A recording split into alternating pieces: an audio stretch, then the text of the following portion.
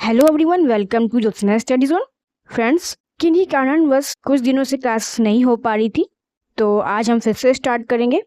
तो जैसा कि आप सभी को पता है कि हम सब मिलकर यूपीटीजीटी एग्ज़ाम की प्रिपरेशन कर रहे हैं और इसमें हम लोग म्यूजिक सब्जेक्ट के क्वेश्चन पेपर को सॉल्व कर रहे हैं। तो लास्ट वीडियो में हम लोगों ने 2009 में हुए क्वेश्चन पेपर का थर्ड पार्ट सॉल्व किया था। आज के सेशन में हम 2009 में हुए क्वेश्चन पेपर का फोर्थ पार्ट सॉल्व करेंगे, यानी कि 76 से 100 तक के क्वेश्चंस को आज हम देखेंगे, जो कि बहुत ही इम्पोर्टेंट होने वाले हैं आप सभी के लिए, क्योंकि ऐसे ही क्वेश्चंस आपको एग्जाम में देखने को मिल सकते हैं।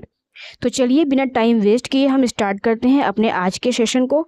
और ये जो हमारा सेशन है ये सीरीज़ 29 होगा। तो अगर अभी तक आपने चैनल को सब्सक्राइब नहीं किया हुआ है तो प्लीज़ चैनल को सब्सक्राइब कर लीजिए और बेल आइकन को प्रेस कर लीजिए, जिससे कि चैनल पर आने वाली सभी इन्फॉर्मेशन सबसे पहले आपको मिले। इसके साथ ही साथ आप ज्योत्सना स्टडी जोन की व्हाट्सएप चैनल, इंस्टाग्राम चैनल और टेलीग्राम चैनल से भी जुड़ सकते हैं।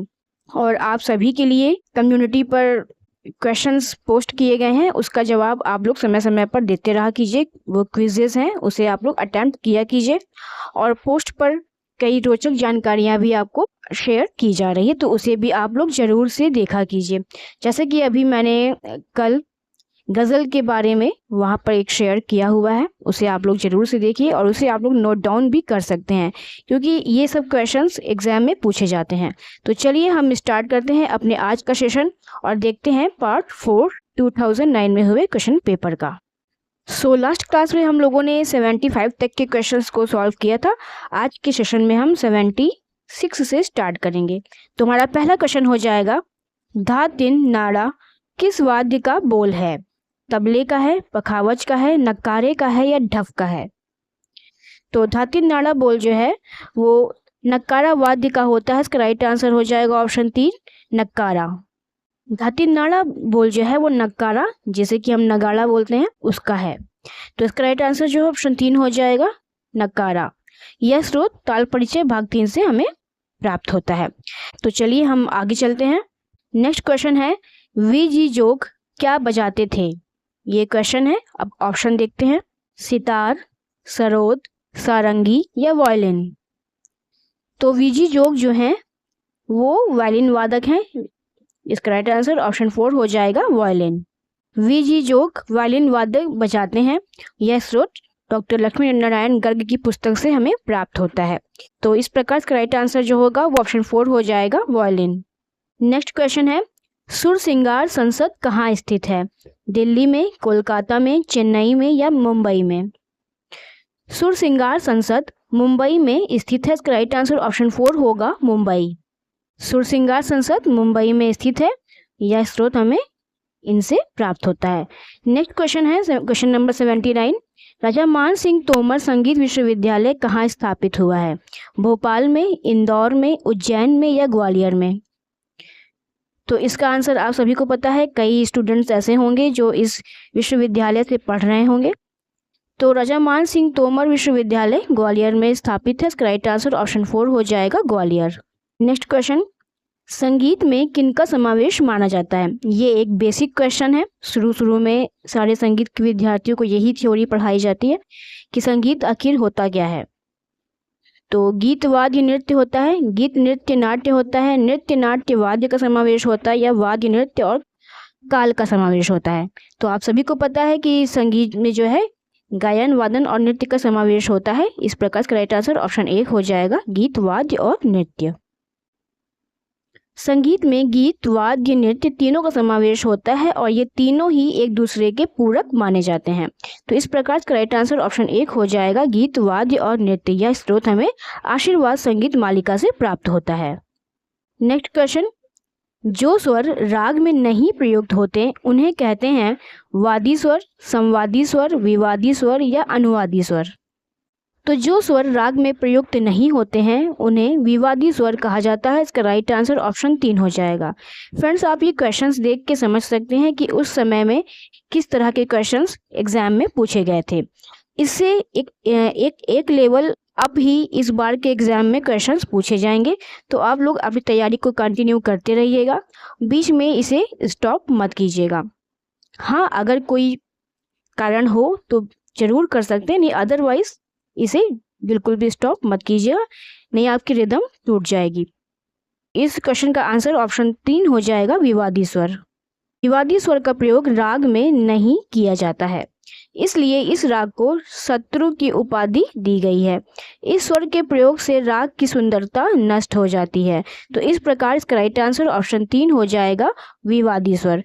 इसका स्रोत हमें आशीर्वाद संगीत मालिका से प्राप्त होता है।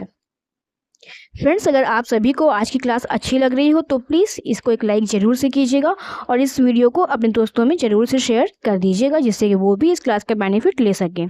तो चलिए हम इसी के साथ आगे बढ़ते हैं क्वेश्चन नंबर 82 पर। उत्तर भारतीय संगीत में थाटों की कुल संख्या है 19, 10, 72 या 12। तो उत्तर भारतीय संगीत में थाटों की कुल संख्या 10 होती है। इसका राइट आंसर ऑप्शन 2 हो जाएगा, 10। 19 थाट का प्रयोग दक्षिण संगीत में होता है और 72 थाट वेंकट मुखी जी ने माने थे। भातखंडे जी ने उत्तर भारतीय संगीत में 10 थाट माने थे। ठीक है, तो इस प्रकार इसका राइट आंसर जो हो जाएगा वो ऑप्शन 2 हो जाएगा, 10। नेक्स्ट क्वेश्चन, किस वेद को संगीत का आधार माना जाता है? सामवेद को, अथर्ववेद को, ऋग्वेद को या गांधर्व वेद को? तो सामवेद को संगीत का आधार माना जाता है। इसका राइट आंसर ऑप्शन 1 हो जाएगा, सामवेद। चारों वेदों में संगीत का कुछ ना कुछ अंश निहित है, लेकिन सामवेद ग्रंथ जो है वो पूर्णतः, ठीक है, पूर्णतः संगीतमय है। यह स्रोत हमें डॉक्टर वसंत बनर्जी की लिखित पुस्तक से प्राप्त होता है। तो इस प्रकार इसका राइट आंसर जो होगा वो ऑप्शन 1 हो जाएगा, सामवेद। नेक्स्ट क्वेश्चन है, भरत ने ग्राम की संख्या मानी है 2, 3, 5 या 7। तो भरत जी ने ग्राम की 2 संख्या मानी हुई है। इसका राइट आंसर ऑप्शन 1 हो जाएगा, 2। भरत ने 2 ग्राम माने हुए हैं। भरत मुनि ने ग्राम की संख्या 2 मानी है। कौन कौन सी? षडज ग्राम और मध्यम ग्राम। तथा भरत जी ने गंधार ग्राम के विषय में कहा है कि इस ग्राम का लोप हो गया है। ठीक है, यह स्रोत हमें भारतीय संगीत वैज्ञानिक विश्लेषण, जो कि स्वतंत्र शर्मा जी के द्वारा लिखित पुस्तक है, इसमें प्राप्त होता है। तो इस प्रकार का राइट आंसर ऑप्शन 1 हो जाएगा, 2। नेक्स्ट क्वेश्चन है, राग गायन का विकास किससे हुआ है?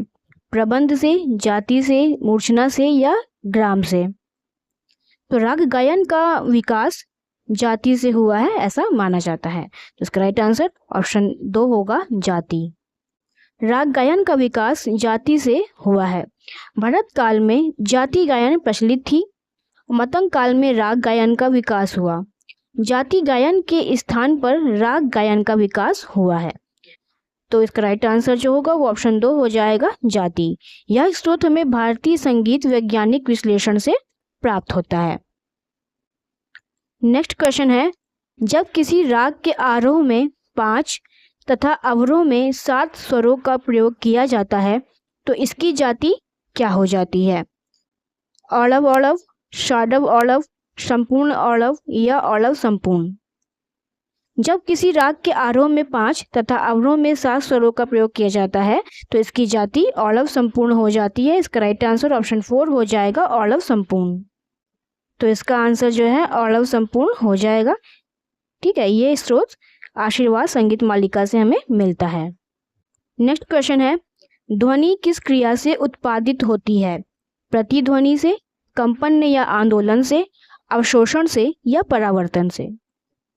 तो ध्वनि है वो कंपन या आंदोलन से उत्पन्न होती है। इसका राइट आंसर ऑप्शन 2 हो जाएगा, कंपन या आंदोलन। ध्वनि कंपन या आंदोलन क्रिया से उत्पादित होती है। इस क्रिया को ताड़ता का सिद्धांत कहते हैं। यह स्रोत हमें आशीर्वाद संगीत मालिका से प्राप्त होता है। तो इस प्रकार का राइट आंसर ऑप्शन 2 हो जाएगा, कंपन या आंदोलन। नेक्स्ट क्वेश्चन, ख्याल किस भाषा का शब्द है? हिंदी भाषा का, उर्दू का, अरबी का या फारसी का? तो ख्याल शब्द फारसी भाषा का शब्द है। इसका राइट आंसर ऑप्शन 4 हो जाएगा, फारसी। ख्याल फारसी भाषा का शब्द है। ख्याल के गीतों में श्रृंगार रस का प्रयोग अधिक किया जाता है। ख्याल 2 प्रकार के होते हैं, एक होता है विलंबित ख्याल और दूसरा होता है द्रुत ख्याल। विलंबित ख्याल द्रुत ख्याल भी कह सकते हैं और इसे आप छोटा ख्याल और बड़ा ख्याल भी कह सकते हैं। ठीक है, तो इस प्रकार इसका राइट आंसर जो होगा वो ऑप्शन 4 हो जाएगा, फारसी। द्रुत ख्याल जो होता है वो छोटा ख्याल होता है और विलंबित बड़ा ख्याल होता है, ठीक है। तो इसका राइट आंसर ऑप्शन 4 हो जाएगा, फारसी। इसे आप ध्यान रखिएगा। तो आई होप कि आपको ये क्लास अच्छी लग रही होगी। तो अगर आपको ये अच्छी क्लास लग रही है तो प्लीज़ इसको एक लाइक ज़रूर से कर दीजिएगा और इसे शेयर करते चलिएगा अपने दोस्तों में, जिससे कि वो भी इसका बेनिफिट लेते चलें। तो चलिए फ्रेंड्स, हम आगे चलते हैं और देखते हैं नेक्स्ट क्वेश्चन को। नेक्स्ट क्वेश्चन है, नाद की विशेषताएं हैं 2, 3 और बाकी ऑप्शन के लिए चलिए मैं यहीं लिख देती हूँ 4 या 5। तो नाद की विशेषताएं 3 होती हैं। इसका राइट आंसर ऑप्शन 2 हो जाएगा, 3। तो नाद की 3 विशेषताएं होती हैं। पहला है नाद का छोटा बड़ापन, दूसरा नाद का ऊंचा नीचापन और तीसरा होता है नाद का जाति अथवा गुण। यह स्रोत हमें आशीर्वाद संगीत मालिका से प्राप्त होता है। इस प्रकार इसका राइट आंसर जो होगा वो ऑप्शन 2 हो जाएगा, 3। नेक्स्ट क्वेश्चन है, संगीत का संबंध किससे है? आहत नाद से, अनाहत नाद से, विकृत नाद से या सुसंस्कृत नाद से? तो संगीत का संबंध जो है वो आहत नाद से होता है। इसका राइट आंसर ऑप्शन 1 होगा, आहत नाद। तो आप ऑब्जर्व कर रहे होंगे कि बहुत ही सिंपल क्वेश्चंस 2009 में हुए टीजीटी के क्वेश्चन पेपर में पूछे गए हैं संगीत विषय के। तो क्या आप ये क्वेश्चन पेपर सॉल्व कर पा रहे हैं? मुझे जरूर से कमेंट बॉक्स में बताइएगा। आहत नाद वह नाद है जो किन्हीं 2 वस्तुओं के आपस में टकराने, आघात करने और घर्षण करने से उत्पन्न होता है। विश्व भर के समस्त संगीत का आधार आहत नाद ही होता है। यह स्रोत हमें आशीर्वाद संगीत मालिका से प्राप्त होता है। तो इस प्रकार इस क्वेश्चन का राइट आंसर ऑप्शन 1 हो जाएगा, आहत नाद। नेक्स्ट क्वेश्चन है, श्रुतियों की कुल संख्या है 7, 16, 22 या 64? तो आप सभी को पता है कि श्रुतियों की कुल संख्या 22 होती है। इसका राइट आंसर ऑप्शन 3 हो जाएगा, 22। श्रुतियों की संख्या 22 मानी जाती है। इन्हीं 22 श्रुतियों पर 7 शुद्ध स्वर, 4 कोमल स्वर और 1 तीव्र स्वर की स्थापना हुई है। यह स्रोत आशीर्वाद संगीत मालिका से प्राप्त होता है। तो इस प्रकार का राइट आंसर ऑप्शन 3 हो जाएगा, 22। नेक्स्ट क्वेश्चन है, मध्यम ग्राम में पंचम स्वर किस श्रुति पर अवस्थित है? 13वीं श्रुति पर, 16वीं श्रुति पर, 17वीं श्रुति पर या 20वीं श्रुति पर?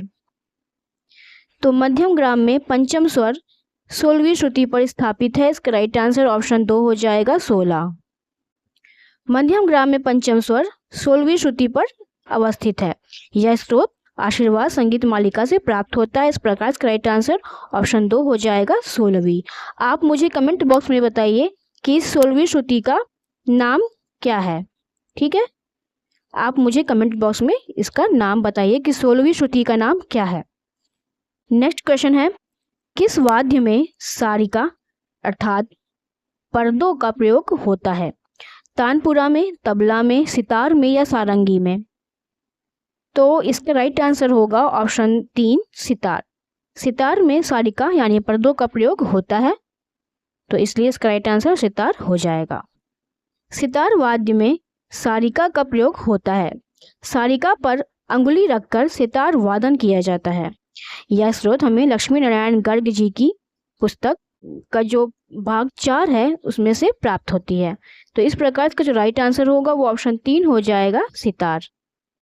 नेक्स्ट क्वेश्चन है, वाद्यों के कितने वर्ग हैं? 3 वर्ग, 4 वर्ग, 5 वर्ग या 7 वर्ग? तो वाद्यों के 4 वर्ग होते हैं। इसका राइट आंसर ऑप्शन 2 होगा, 4। वाद्यों के 4 वर्ग होते हैं, तत्, सुषिर, घन और अवनद्य। कुछ लोग वाद्यों के 5 वर्ग भी मानते हैं, जिसमें वे तत्वाद्य के 2 भाग मान लेते हैं, तत् और वितत्। यह स्रोत हमें ताल परिचय भाग 1 से प्राप्त होता है। तो इस प्रकार इसका राइट आंसर जो होगा वो ऑप्शन 2 हो जाएगा, 4। नेक्स्ट क्वेश्चन है, जाति भेद से तालों की संख्या होगी 7, 75, 35 या 175? जाति भेद से तालों की संख्या 35 होगी। इसका राइट आंसर ऑप्शन 3 हो जाएगा, 35। जाति भेद से तालों की संख्या 35 मानी जाती है। 5 जाति तथा 7 ताल, इसको गुना करने से हमें 35 तालें प्राप्त होती हैं। तो इस आधार पर 35 ताल मानी जाती है। इसका जो स्रोत है वो हमें ताल परिचय भाग 3 से प्राप्त होता है। अब यहाँ बात आती है कि जाति भेद से जो है तालों की संख्या 35 मानी जाती है। अगर आपसे पूछे कि गति भेद के अनुसार जो है तालों की संख्या कितनी होगी, तब इसका आंसर आप क्या देंगे? तो गति भेद के अनुसार तालों की संख्या जो है 175 हो जाएगी। इसका राइट आंसर जो होगा 35 हो जाएगा, इसका राइट आंसर। और ये जो क्वेश्चन है वो रिपीटेड क्वेश्चन है। पहले जो हम लोगों ने क्वेश्चन पेपर सॉल्व किया है उसमें भी हम लोगों ने इस क्वेश्चन को देखा था। ठीक है, पहले के ईयर्स में जो हम लोगों ने क्वेश्चन पेपर सॉल्व किया था। तो ये क्वेश्चन जो है रिपीटेड क्वेश्चन है। तो आप लोग ध्यान रखिएगा कि इनमें से कई क्वेश्चन ऐसे भी हैं जो आपको इस वर्ष जो एग्ज़ाम होने वाला है यूपीटीजीटी का, उसमें रिपीटेड आपको देखने को मिलेंगे। तो आप लोग ध्यान से इन क्वेश्चन पेपर को सॉल्व करते जाइए। तो चलिए हम लोग आगे चलते हैं और नेक्स्ट क्वेश्चन देखते हैं। नेक्स्ट क्वेश्चन है, कोमल रे गाधा तथा तीव्र माँ युक्त ठाठ है कल्याण, तोड़ी, मारवा या पूर्वी। ये क्वेश्चन भी रिपीटेड है। लास्ट जो हम लोगों ने क्वेश्चन पेपर सॉल्व किया था उसमें भी हम लोगों ने इस क्वेश्चन को देखा था। तो कोमल रे गाधा तथा तीव्र माँ युक्त ठाठ कौन सा है? तो इसका राइट आंसर हो जाएगा तोड़ी। कोमल रे गाधा तथा तीव्र माँ का प्रयोग जो है तोड़ी ठाठ में किया जाता है। इसका राइट आंसर ऑप्शन 2 हो जाएगा। कल्याण राग में रे गाधा कोमल नहीं होता है। मारवा राग में गा स्वर शुद्ध होता है और पूर्वी राग में गा स्वर शुद्ध होता है। इसलिए यह स्वर तोड़ी ठाठ का स्वर हो जाएगा। तोड़ी ठाठ में रे गाधा स्वर कोमल और तीव्र मध्यम का प्रयोग होता है। यह जो स्रोत है हमें राग परिचय भाग 1 से प्राप्त होता है। नेक्स्ट क्वेश्चन, सभी शुद्ध स्वरों से युक्त ठाठ है बिलावल, कल्याण, काफी या भैरवी। सभी शुद्ध स्वरों से युक्त ठाठ बिलावल ठाठ है। इसका राइट आंसर ऑप्शन 1 हो जाएगा बिलावल। आई थिंक मुझे लगता है कि ये जो ऑप्शन आपको दिया हुआ है यहाँ पे डॉक्टर गीता बनर्जी का, तो ये बाय मिस्टेक हो गया होगा, इसे आप काट दीजिए। और राग परिचय भाग 1 जो डॉक्टर हरीश चंद्र जी के द्वारा लिखित पुस्तक है उसी से ये स्रोत हमें प्राप्त होता है। सभी शुद्ध स्वरों से युक्त ठाठ बिलावल ठाठ को माना जाता है। इसके स्वर सारेगामा पाधानी शुद्ध अवस्था में है। ये स्रोत हमें राग परिचय भाग 1 से प्राप्त होता है। तो इसका राइट आंसर जो होगा वो ऑप्शन 1 हो जाएगा बिलावल। नेक्स्ट क्वेश्चन है, सितार में पहला तार किस स्वर में मिलाया जाता है? मध्य षडज में, मंद्र षडज में, मंद्र मध्यम में या खुला मध्यम में। तो सितार का पहला तार जो है वो मंद्र मध्यम स्वर में मिलाया जाता है। इसका राइट आंसर ऑप्शन 3 हो जाएगा मंद्र मध्यम। सितार में पहला तार मंद्र मध्यम स्वर में मिलाया जाता है। यह स्रोत हमें सितार परिचय भाग 1 से प्राप्त होता है। तो उसका राइट आंसर ऑप्शन 3 हो जाएगा मंद्र मध्यम। आज के सेशन का सेकेंड लास्ट क्वेश्चन है, निम्न में से एक औड़व जाति का राग कौन सा है? शुद्ध कल्याण, विभास, बिहाग या पूरिया। तो इनमें से जो एक औड़व जाति का राग है वो है बिहाग। इसका राइट आंसर ऑप्शन 2 हो जाएगा विभास। ठीक है, विभास इसका राइट आंसर हो जाएगा। संगीत शास्त्र पंडित जगदीश नारायण पाठक की पुस्तक में विभास एक औड़व जाति का राग माना जाता है। इसमें मध्यम और निषाद स्वर वर्जित होते हैं और यह राग भैरव ठाठ का राग होता है। इसका वादी स्वर धैवत और संवादी स्वर ऋषभ को माना जाता है। इसके जो स्वर समूह हैं वो इस प्रकार से हैं, इसे आप लोग देख सकते हैं। ठीक है, तो इसका राइट आंसर जो होगा वो ऑप्शन 2 हो जाएगा विभास। आज का लास्ट क्वेश्चन है क्वेश्चन नंबर 100। राग भूपाली में वर्जित स्वर है रेधा, मानी, गधा या गानी। तो राग भूपाली में वर्जित स्वर मानी होता है। इसका राइट आंसर ऑप्शन 2 हो जाएगा मानी। राग भूपाली में मानी स्वर वर्जित स्वर है तथा शेष स्वर शुद्ध होते हैं। यह कल्याण ठाठ का राग होता है।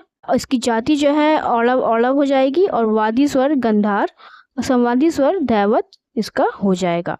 इसका स्वर समूह ये है, इसे आप लोग देख सकते हैं।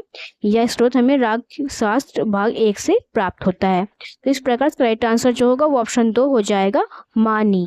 तो फ्रेंड्स, इस तरह से हम लोगों ने 2009 में हुए क्वेश्चन पेपर का 4th पार्ट भी आज सॉल्व कर लिया है। अब इसका नेक्स्ट पार्ट हम लोग नेक्स्ट वीडियो में सॉल्व करेंगे, जो कि इसका अंतिम भाग होगा। तो आपको आज का सेशन कैसा लगा हमें कमेंट बॉक्स में ज़रूर से बताइएगा। और अगर कोई प्रॉब्लम हो रही हो, कुछ मिस्टेक हो गई हो इस वीडियो में, तो उसे आप लोग कमेंट बॉक्स में ज़रूर से मेंशन कीजिएगा। तो चलिए फ्रेंड्स, हम लोग मिलते हैं नेक्स्ट वीडियो में। तब तक के लिए अपनी पढ़ाई को कंटिन्यू करते रहिए। Thank you.